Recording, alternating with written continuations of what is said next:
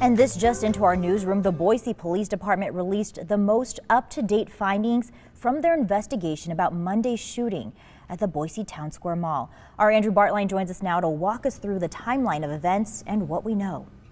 Yeah, Shira, the shooting has left 3 dead and 4 injured. And while there were 2 sites of this shooting, both inside and outside the mall, we now have some clarity on how these 2 scenes are connected.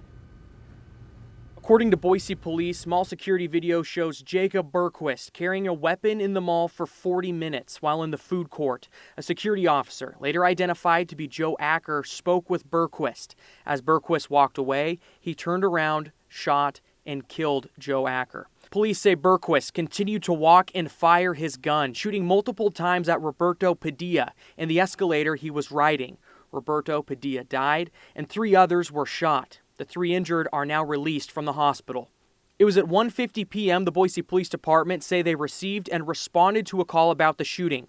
At 1:53 p.m., 2 officers encountered Bergquist outside the mall near the corner of Emerald and Milwaukee.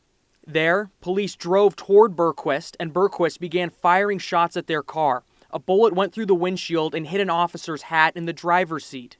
Police say the officer in the passenger seat left the vehicle while the officer driving continued toward Bergquist. Police say another officer was on scene and took cover behind his motorcycle. The report adds Bergquist hid behind a dumpster and fired additional shots. The officer who shot Bergquist was identified to be Officer C. Dance, an 11-year veteran who joined the Boise Police Department in May this year.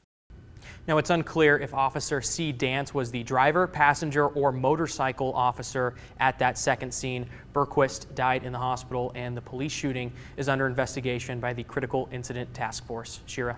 Andrew, you know, a lot of questions. That answered a lot of questions for us, but just a heartbreaking situation. Thank you. Well, on your screen right now is a list of resources available to those who witnessed or were affected by the shooting. Now, we're going to leave this up for you for a bit so you can write down all the information if you need it.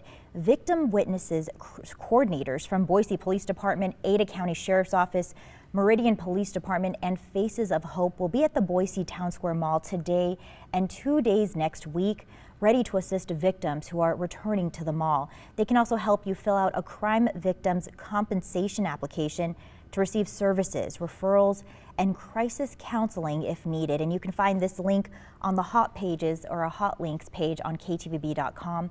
Our Tristan Lewis will also have more on resources available to you tonight on the news at 10.